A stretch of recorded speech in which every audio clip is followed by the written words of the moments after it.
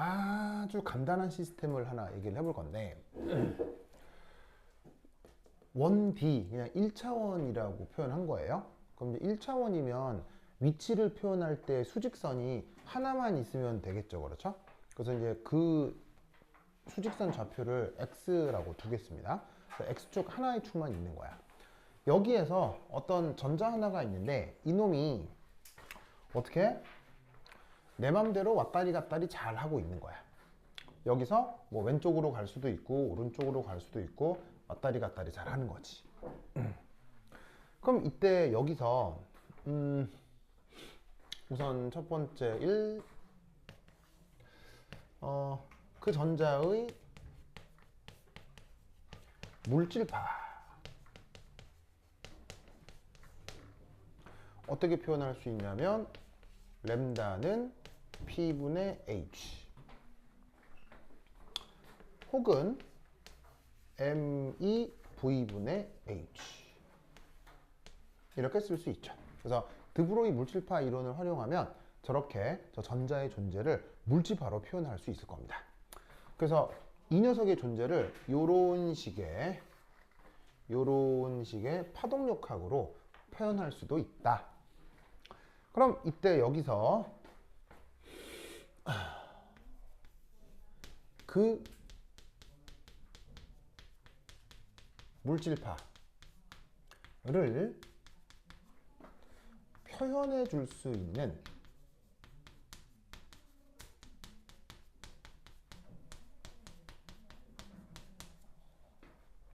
함수를 도입해 보고 싶어요. 그럼 그 물질파가 지금 여기서 요렇게 나타날 텐데, 쟤를 어떻게 도입하느냐? 바로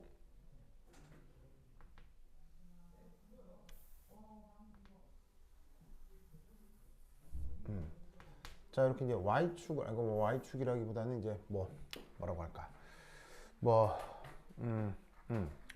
여기 이제 진폭 축이라고 하고, 여기 이제 만약에 각도 시타라고 정한다면 저 웨이브가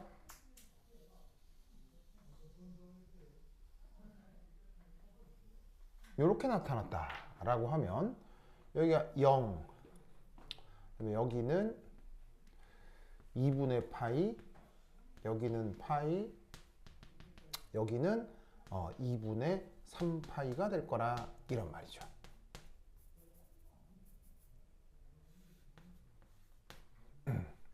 그런데 그 진폭에 대해서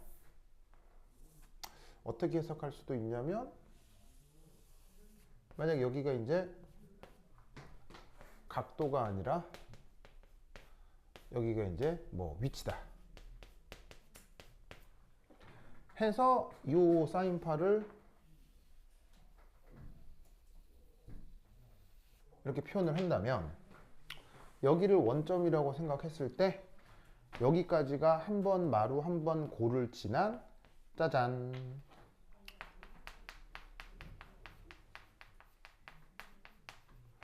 여기까지가 파장 길이면 여기는 절반의 파장의 위치가 될 거다 이런 말이죠. 그럼 결국 파장 절반을 파이에 대응시키고 한 파장을 2파이에 대응시키려고 하면 이때 필요한 함수 얘를 어떻게 규정할 수 있느냐? a의 사인 램다분의 2파이 x 이렇게 함수를 규정해서 표현하면 어떨까?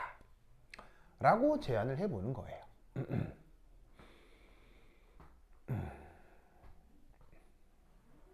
아시겠죠? 알겠죠? 자, 그리고 이제 이런 식의 설명은 실제 슈레딩거라는 사람이 실제 했다라기보단, 원래 슈레딩거라는 사람이 파동 방정식을 연구를 할 때는 완전한 꼴에서부터 미분 방정식을 풀어서 결과를 만들어낸 거예요.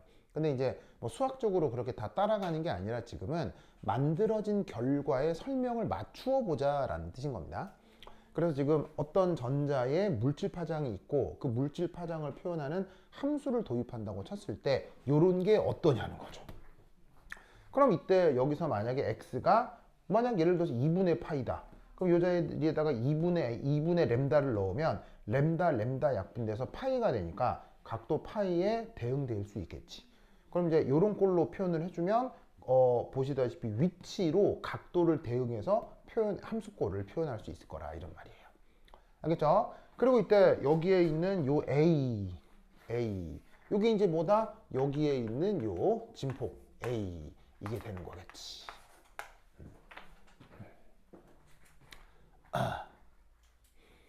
됐죠? 그래서 이때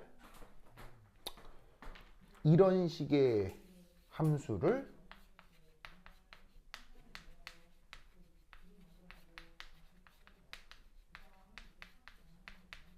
영어 표현으로는 wave function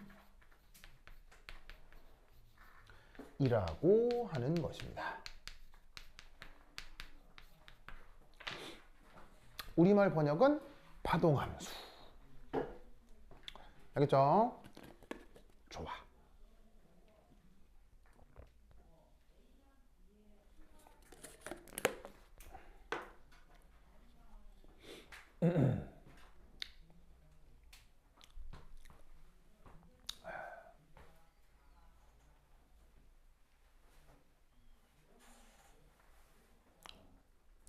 그럼 이때 세 번째 뭐 해볼 거냐? 저 파동함수 요 파이의 계산을 했을 때 어떤 특징들이 나타나는지 한번 살펴볼게요. 자, 그래서 제가 어떤 연산의 특징이 있는지 살펴보기 위해서 얘를 짜잔 한번 미분을 해보았어요. 자, 그럼 어떻게 되느냐? 미분을 하면 앞에 있는 그 미분변수 앞에 있는 상수들이 뿅 앞으로 상수처럼 튀어나오죠?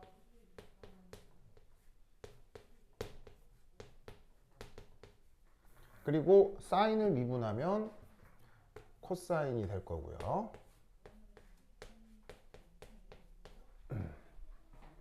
그리고 나서 한 번 더 미분해 보았어요.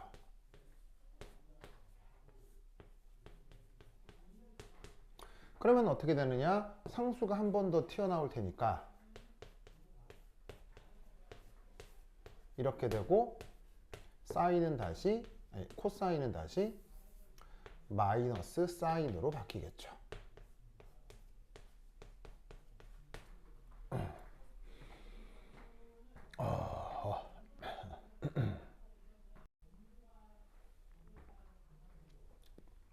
알겠죠? 알겠죠? 오! 그럼 이때 여기서 묘하게도 이 녀석 어디 있던 거냐면 여기 있던 거죠. 그래서 이때 이만큼을 다시 운동량분의 플랑크 상수로 바꿔 쓸 수 있잖아요. 그래서 운동량분의 플랑크 상수를 저기에다가 다시 집어넣어요. 그럼 얘는 어떻게 바꿀 수 있냐면 마이너스 하고 운동량 나누기 플랑크 상수 바의 제곱 이렇게 바꿀 수 있죠? 맞나? 맞아요? 자, 이 자리에다가 뭘 집어넣는 거야?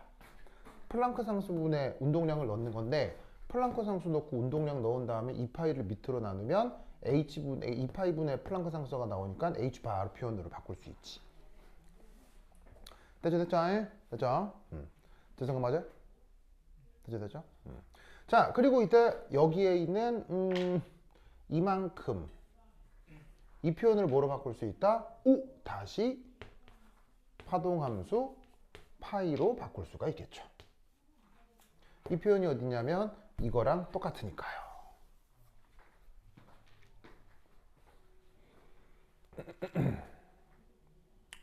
됐죠? 그러면 여기서 우리는 마이너스 상수가 있고 플랑크 상수가 있으니까 얘를 반대쪽으로 보내보는 거야. 그럼 어떻게 되느냐? 마이너스 플랑크 상수의 제곱 곱하기 파동함수를 2번 미분한 것은 그 녀석의 선운동량 제곱에 다시 원래의 파동함수를 곱한 것. 자, 저렇게 쓸 수 있어요? 없어요? 저렇게 쓸 수 있죠? 있죠? 시우야, 가능해요? 가능하죠? 그리고 나서 양변을 다시 똑같은 어떤 상수로 나눠요. 뭐로 나눠? 전자의 질량의 2배. 이렇게 나누어 주는 거예요.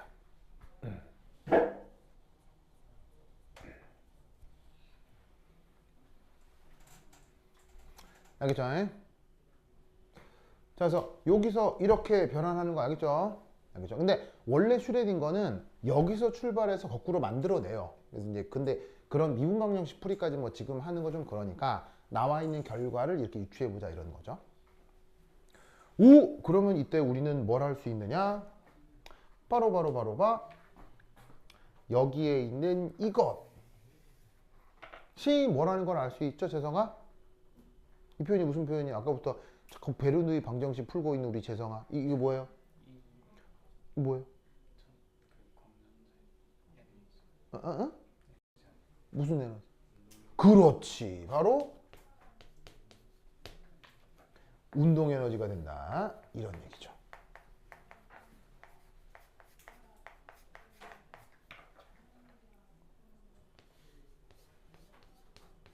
이런 얘기죠. 좋아. 그러니까 그 재성이가 그거 뭐 공부하는 거 내가 뭐라 그러는 게 아니고 대단해서 진짜 뭐 존경 받을 만했어요 진짜로.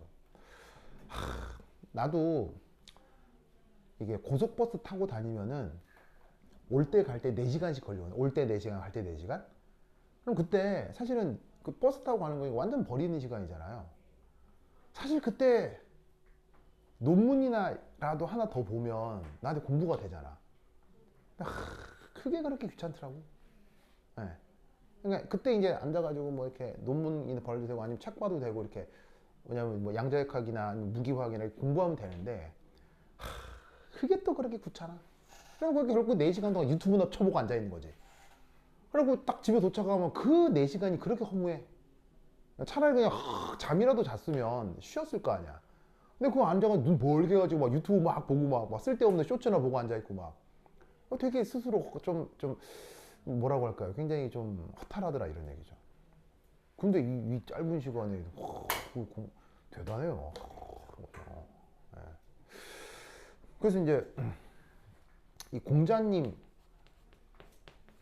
그 공자의 가장 큰 가르침이 뭔지 아세요? 공자의 가장 큰 가르침.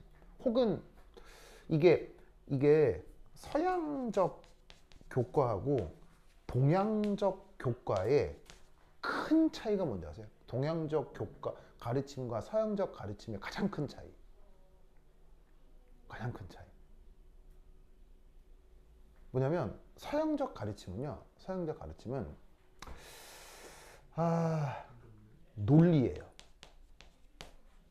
논리. 뭔가 말에 대한 잘 맞아떨어진 논리. 이런 것들을 서양적 교육에서는 중요하게 생각하거든요.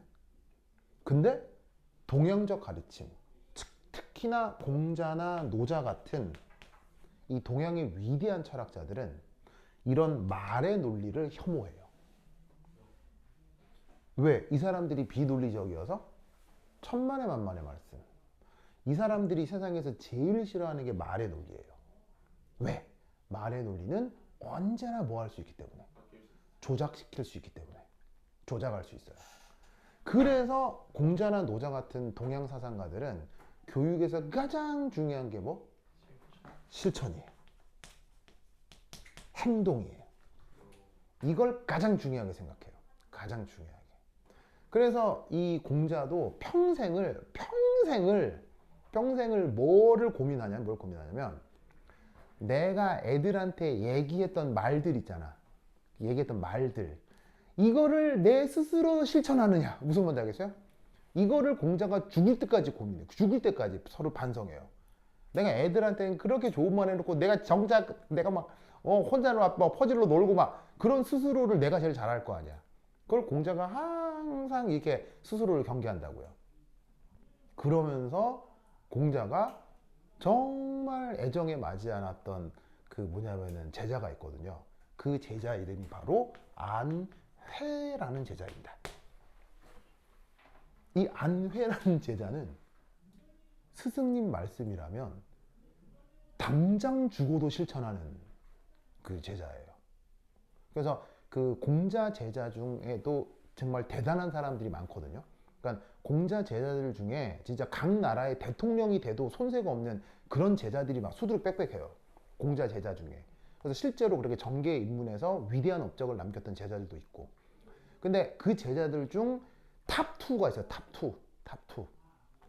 한 명이 자로라는 제자가 있고 또 한 명이 안회라는 제자가 있어요. 뭐야? 저기 자로 알아요? 자로 알아요? 어떻게 알아요? 아, 들어봤어요? 그래서 자로라는 제자와 안회라는 두 명의 제자가 공자와 함께 나오는 두 명의 엄청난 사람들이에요. 이때 안회라는 사람은 아마 인류 역사의 역사책에 기록된 인물 중에 가장 대단한 실천가예요. 진짜 스승님이 얘기해 준 거는 그대로 따라하는. 무슨 말인지 알겠어요? 예를 들면 오늘 항상 매일매일 책을 어디까지 읽어라. 그럼 무조건 읽어 막. 무슨 말인지 알겠어요? 진짜 그런 사람이에요. 그래갖고 이 안회가 얼마나 대단했으면 공자가 늙어 죽을 때까지도 내가 저 안회의 실천력을 내가 배울 수 있다면 무슨 말인지 알겠어요? 얼마나 좋을까. 이런 한탄을 하면서 지냈던 제자가 안회입니다. 무슨 말인지 알겠죠? 그래서 갑자기 이제 여기 그 재성이를 보는데 갑자기 공자와 안회 얘기가 생각이 나서 대단해요. 알겠어요? 그래서 나도 오늘 버스를 타고 가면서 나도 그간 약간 가물가물했던 양자역학 공부를 하면서 올라가 볼 생각이에요. 그래서 내가 오늘 여러분들한테 이제 선언을 했으니까 오늘 밤에 버스를 타고 가면서 PDF로 양자역학 공부를 좀 하면서 이제 가볼 생각입니다. 네. 내가 이렇게 강의를 해도 그렇게 계속 공부를 하지 않으면 여러분들한테 이런 얘기를 못 해줘요. 그래서 오늘 밤에 가면서 또 공부를 좀 해볼 생각이에요. 하여튼 그렇다. 재성이 앞으로 별명 안회 어때요? 안회 어때요? 안회 어때요? 안회 어때요? 안회. 역사책에 남은 위대한 사상가 안회. 그러니까 안회 밑에도 제자가 있겠죠. 안회도 엄청난 사상가예요. 재성이 안회 어때? 안회. 그 별명 이름 말고 별명 안회 재성이. 그러니까 일종의 호인 거죠. 호호호예요. 호죠. 호는 여러 개 지을 수 있거든요. 호. 재성이 호는 호. 안회 어때요? 어때? 괜찮지. 안회 어때? 괜찮지. 그렇지. 그래. 앞으로 안회다 알겠죠? 재성 알겠죠? 알겠죠? 그 안회가 집이 그렇게 가난했어요. 평생을 가난하게 살았어요. 그렇게 실천간데도 돈 한 푼도 못 벌고 죽을 때까지 가난하게 살았어요. 농담이야. 자, 어쨌건. 하여튼 그랬다. 그래서 이렇게 위대한 사상가여도 그냥 이게 돈 버는 거하고는 당장 관계는 없었나 봐요. 그래서 이제 정말 유명한 사람이었는데 평생 살면서 그 뭐냐면은 그 청빈과 무슨 말인지 알겠어요? 검소와 청빈으로 살았던 사람입니다. 네, 그래서 이제 이 안회라는 사람이 돌아가실 때 장례비가 없어가지고 막 공자가 장례비 막 대주고 그러면서 공자가 막 펑펑 울었어요. 펑펑. 공자보다 빨리 죽었어요? 네, 공자보다 빨리 죽었어요. 그러니까 그러니까 왜냐면 안회라는 사람이 몸이 약했거든요. 몸이 약해가지고 일찍 죽었어요. 그래가지고 이제 공자가 안회 그 장례식에서 펑펑 울었다는 기록이 있어요. 네. 그래서 하여튼 그렇습니다. 네. 자로는 어떤 사람이냐면 자로는 그 삼국지의 장비나 여포급의 사람이에요. 그러니까는 요즘 이미지로 바꾸자면 그 범죄도시의 그 마속도 형사 같은 캐릭터예요. 자로는. 뭐 쓸건지 자로는. 예. 그래서 자로는 그 제자백가 시대 때 알아주던 주먹이었어요. 어마어마한 주먹이었어요. 그래서 이 자로는 그 어마어마한 무예가였어요. 그래서 단칼에 막 10명을 날려버릴 수 있는 어마어마한 칼잡이였어요. 어마어마한 무예가였어요.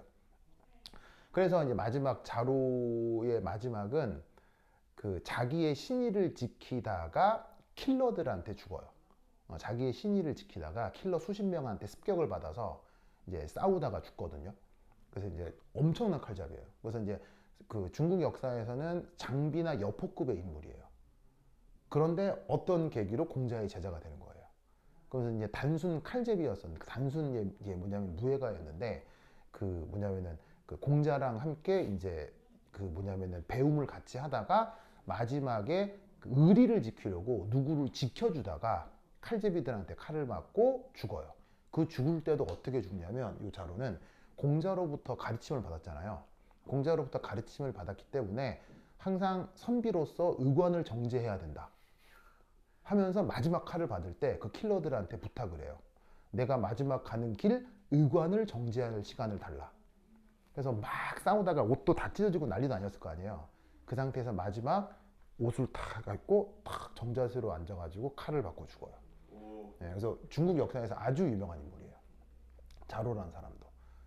이 자로가 어떻게 공자의 제자가 되느냐. 갑자기 공자가 찾아가요. 공자가 찾아가요. 그래서 공자가 이거 보시오. 그랬더니 이제 자로가 공자 할아버지가 와가지고 말을 거는 거잖아요. 뭐요? 그랬더니 내 밑에서 양자역학 좀 배워볼라고? 이런 거지. 그랬더니 갑자기 뭔 개소리야? 뭐 이러면서 이제 하다가 이제 자꾸 이제 공자가 말을 걸었을 거 아니에요. 그래가지고 자로가 빡쳐가지고 그 논어에 보면 어떤 얘기가 나오냐면, 그래서 자로가 공자를 때리려고 하였다. 이런 말이 나와요. 그래서 까딱했으면 공자가 자로한테 맞을 뻔했어요. 그래서 공자가 이러다가 뭐라고 얘기를 하냐면, 나한테 배워보자. 그러면 자로가 나는 이미 이렇게 슈퍼스타인데 내가 왜 더 배워야 되느냐. 그런데 자로에게 공자가 뭐라고 얘기를 하냐면, 아무리 강해도 화살촉을 더 예리하게 다루면, 더 예리하게 다듬으면 갑옷을 뚫고 그 다음에 칼도 더 잘 연마하면 더 쉽게 적을 물리칠 수 있듯이 너 역시 더더욱 단련하면 더 강해질 수 있으니 나에게 배워봄이 어떠하냐 라고 중국말로 얘기를 해요. 알겠죠? 거기에 자로가 감복을 하고 그 자리에서 그 스승과 제자의 연을 맺고 죽을 때까지 스승으로 섬기는 거예요. 그래서 그 자리에서 꼭 자로가 깨닫고 스승님하고 또 절을 하고 스승과 제자의 연을 맺는 거죠. 그럼 공자는 자로를 왜 찾아갔을까요?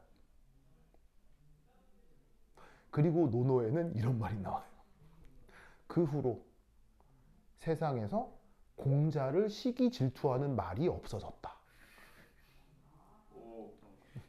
무슨 말인지 알겠어요? 공자가 자로를 왜 찾아갔겠어요? 공자 시대에는 공자는 유명한 사람이었어요? 원어브댐이었을까요? 공자는 그 시기에 원어브댐이었어요. 공자급의 사상가들이 많은 시기였어요. 그때가 제자백가 시대라고 해서 중원에서 엄청나게 많은 학문과 예술이 꽃피던 시기거든요. 그래서 공자는 원어브댐이었어요. 그럼 공자가 뭐라고 하면 다른 사상가들이 막 비판하고 막 그랬을 거 아니에요. 그게 공자가 짜증났던 거지. 그래서 어떻게? 이 새끼들 이거 어떻게 하지? 어떻게 좀 짜증나는 소리 안 듣지? 해가지고 자로를 제자로 삼아야 되겠다. 무슨 말인지 알겠죠? 그래서 자로가 공자의 일제자가 됩니다. 안회와 함께. 그래서 안회와 자로가 공자의 일제자들이 되는 겁니다. 그래서 이제 이 동양적 사상에는 이렇게 뭐가 항상 묻어나 있는 거예요? 유머. 방금 피식 웃었잖아요. 무슨 말인지 알겠어요? 그래서 왜 동양적 사상에서는 유머가 중요할까요? 동양적 학술에서는 유머가 있어야 돼요. 그래야 마음이 움직여요. 유머가 있어야 마음이 움직여요. 논리만 있으면 마음이 절대로 안 움직여요. 유머가 있어야 실천시킬 수 있어요. 그러면 오늘 한 얘기 속에서도 뭔가 약간 묘한 느낌들이 있잖아요. 자로의 이야기, 안회의 이야기. 그럼 여러분들은 내가 여러분들을 논리로 막 설득시키는 게 아니라 안회에게서 있었던 이야기, 자로에게서 있던 이야기를 쏙 생각해보면 아, 그렇게 공부를 하는 사람도 있구나. 뭔가 약간 감정적인 어떤 충격이 있단 말이에요. 그럴 때 사람이 실제로 움직여요. 무슨 말 알겠죠? 그게 서양식 교육과 동양식 교육의 차이입니다. 그래서 내가 보통 뭔가를 설명할 때 예시를 많이 들려고 하는 거예요. 근데 뭐 그게 성공적인지는 모르겠는데 뭐 하여튼 내 생각은 그렇다. 자, 여기까지 됐죠? 이거 됐죠? 그래서 재성이 대단해. 그래. 자, 그러면 이 논리 구조 속에서 그 다음 무슨 생각을 해볼 것이냐? 자, 여기를 지울 순 없고, 자, 여기 줄게요. 여기 준다. 여기 준다. 여기 준다. 짜자자잔.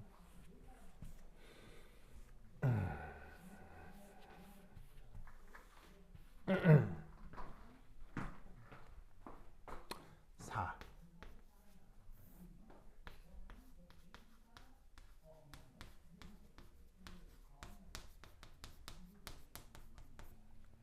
영어 표현으로 오퍼레이터라고 쓰고요. 우리말 번역은 연산자입니다. 양자역학에서 뗄래야 뗄 수 없는 이제 개념인데 이게 수학자들은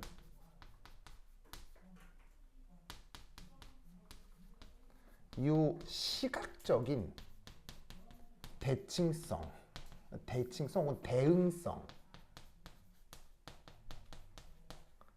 수학자들은 집중합니다. 왜 그런지 모르겠는데 수학자들은 그런 이상한 성격이 있어요. 이상한 성격이 있어요. 시각적 대응성에 굉장히 민감해요. 수학자들은. 그래서 어떻게 되느냐?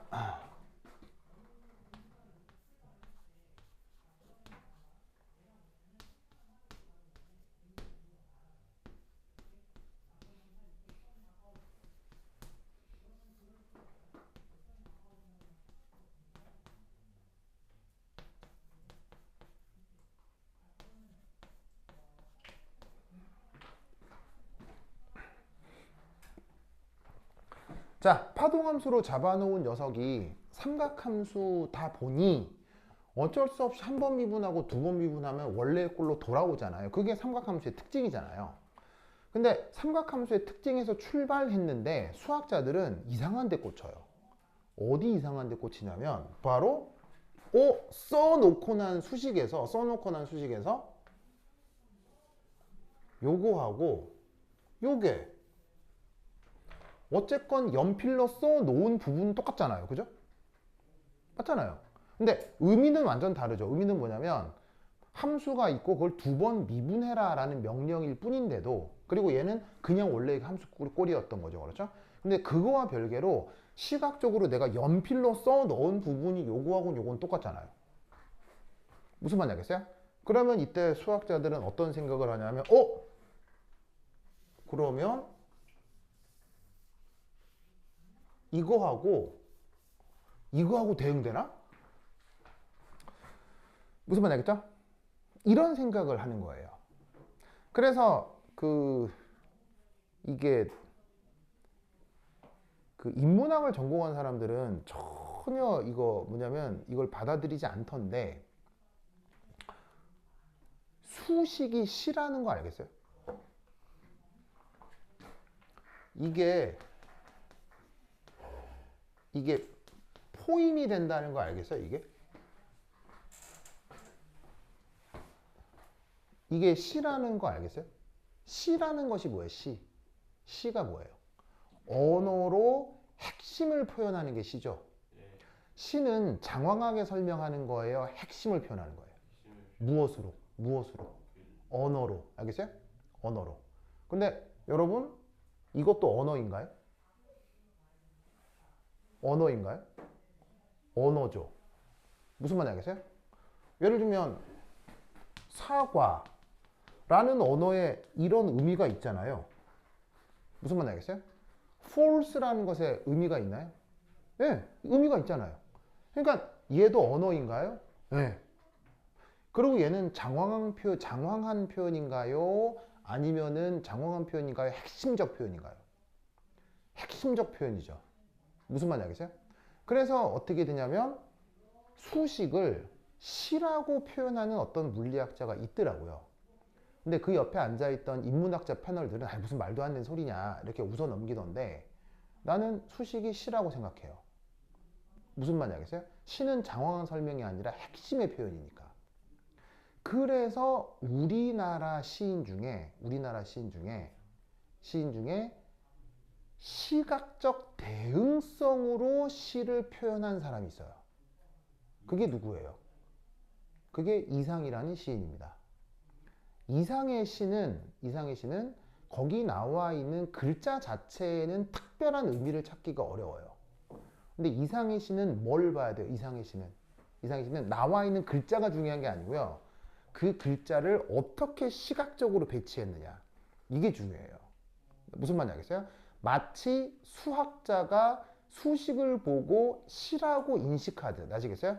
그 시각적 대응 속에서 시를 표현했던 사람들도 있다고요.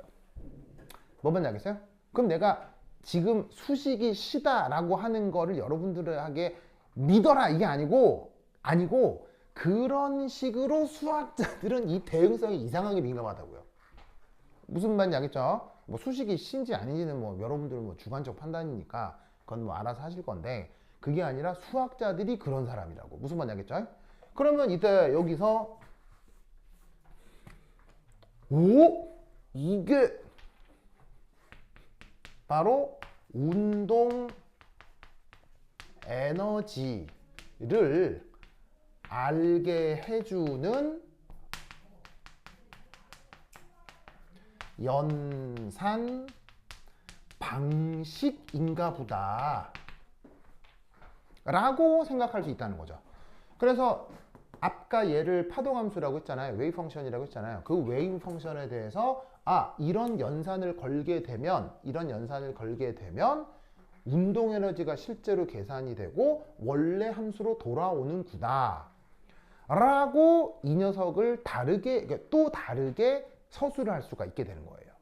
이럴 때 나타나는 이러한 연산 방식을 수학 전문 용어로 뭐라고 한다? 오퍼레이터라고 하는 거예요. 무슨 뜻인지 아시겠죠? 그래서 이때 이 부분 위치 변수로 2번 미분한 다음에 앞에 이렇게 상수를 붙여놓은 이 녀석을 그래서 양자역학에서는 뭐라고? 운동 에너지 연산자라고 합니다.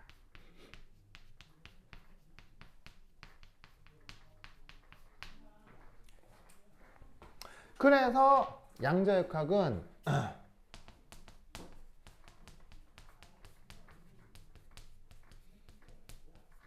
그 기본적인 형태가 어떤 꼴이냐면 이런 꼴이에요.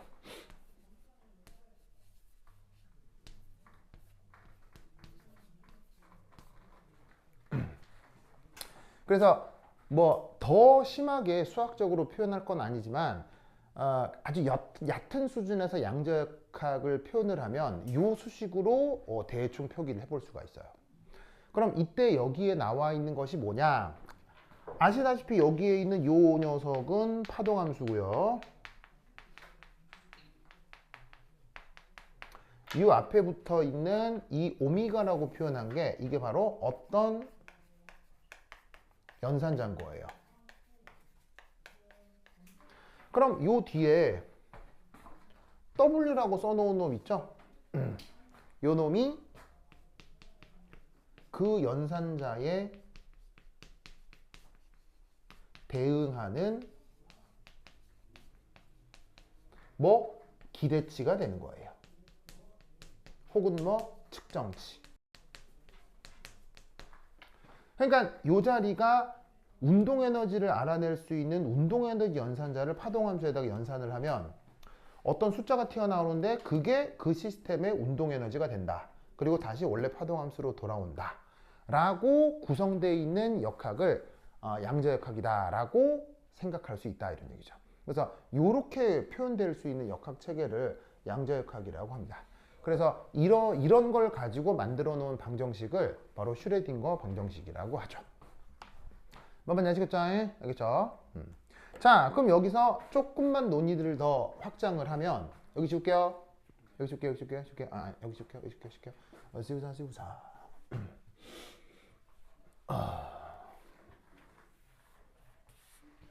자, 두 번째 2.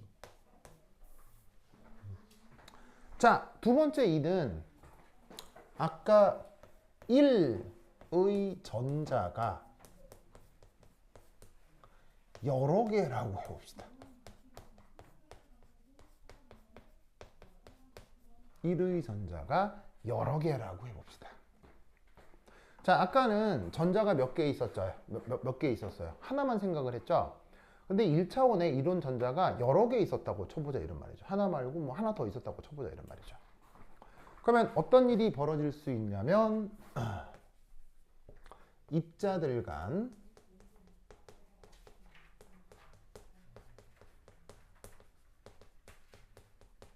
상호작용이 나타날 수 있겠네요. 여러분, 상호작용이 뭡니까? 상호작용이 뭐예요? 상호작용이 뭐예요? 상호작용이 뭐예요? 우선 영어로, 상호작용 영어로. 인터랙션. 뭐 상호작용이 뭐냐라고 물었을 때 얘를 표현하는 방법은 다양하겠지만 가장 편리한 직관적 표현이 뭐예요? 상호작용이 뭐라 그랬어요? 바로 인력하고 청력이라고 했잖아요. 요거 앞에서 했었잖아요. 위치 에너지 그래프 할 때, 왜 뭐 이런 그래프 할 때. 그래서 뭐 여기서는 접선의 기울기 양수면은 인력이 우세하고 뭐 음수면은 청력이 우세하고 뭐 그런 얘기 했었잖아. 그때 인력 상호작용을 다른 말로 인력 청력이라고 생각하면 된다고.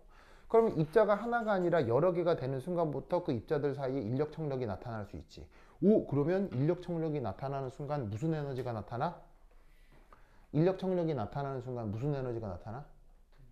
위치 에너지가 생긴다고 했었죠? 그래서 인력 청력에 의한 에너지를 무슨 에너지라고 했어요? 위치 에너지라고 했죠? 그럼 이때 여기에서 위치 에너지가 나타나고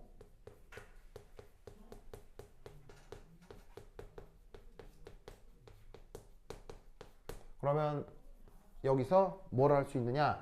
그 위치 에너지를 구할 수 있는 연산자를 도입할 수 있다. 이런 뜻입니다. 그러면 그 표현을 파동함수에 적용해 준 걸 요렇게 짜잔 이렇게 쓸 수 있다. 이런 말이죠.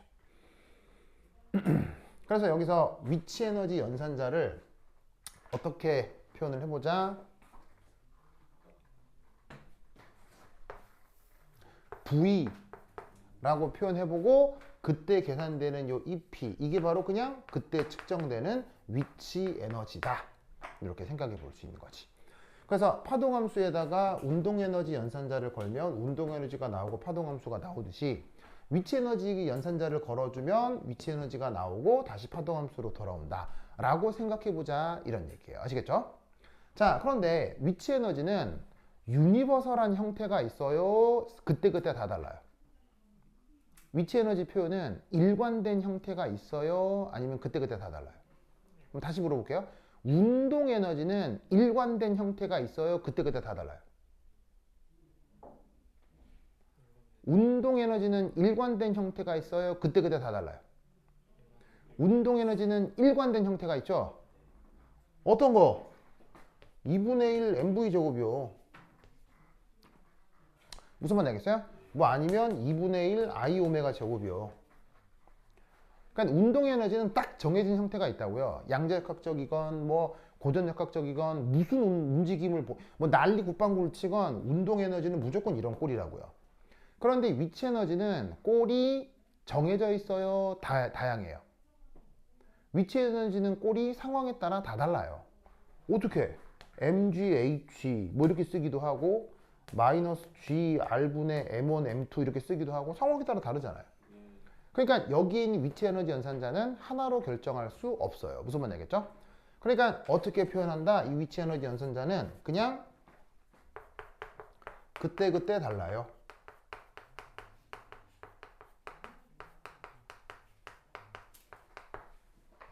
그때그때 달라요. 그래서 위치 에너지 연산자가 어떤 꼴인지에 대해서는 뭐 그렇게 심각하게 고민할 필요는 없습니다.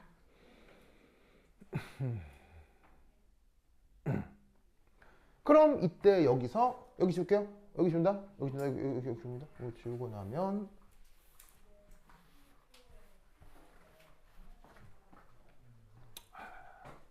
세 번째 역학적 에너지를 한번 표현해 보자는 얘기죠.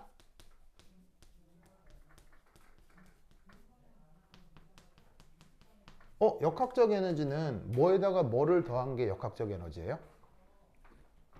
역학적 에너지는 뭐에다가 뭐를 더한 게 위치 에너지예요? 운동 에너지에다가 위치 에너지 더한 게 역학적 에너지잖아요. 그러면 운동 에너지를 표현하는 계산식이 어디 있어요? 여기 있죠. 위치 에너지를 표현하는 계산식이 어디 있어요? 여기 있죠. 여기 있죠. 근데 역학적 에너지는 두 개를 더하는 거죠. 그럼 이 식에다가 저 식 그냥 더하면 된다고. 무슨 말 알겠죠? 그럼 이 식에다가 이 식 더해라. 그럼 어떻게 표현하면 되겠어?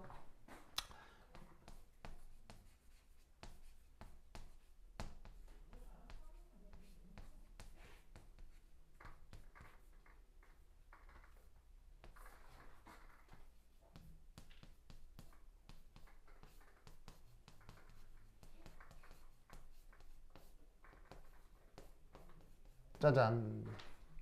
이렇게 쓸 수 있다. 이런 말이죠. 이렇게 쓸 수 있다. 이런 말이죠. 그래서 지금 그냥 어떻게 표현하고 있냐면 역학적 에너지를 구하라고 하는데 그냥 어떻게 표현하고 있어요? 그냥 더하기로 표현하고 있는 거예요. 왜냐하면 에너지는 벡터예요, 스칼라예요? 에너지는 스칼라니까요. 전체 에너지는 그냥 더하기로 표현하면 되니까 연산자도 더하기로 연결하는 거예요. 뭔지 알겠죠? 그럼 이때 여기서 최종적인 이 표현을 다시 어떻게 바꿀 수 있느냐?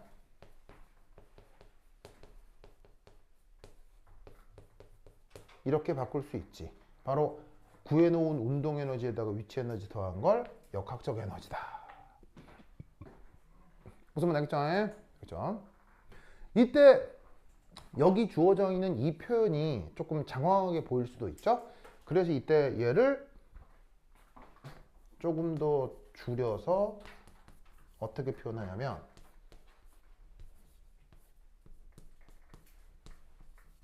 이렇게 표현해요. 이 전체 표현을 더 줄여서 이렇게 표현해요. 그러면 어디를 어떻게 표현한 거냐? 바로 이 부분 있죠. 이 부분을 확 줄여서 이렇게 표현한 거예요. 그래서 이 표현의 이름이 뭐예요? 이 표현이 바로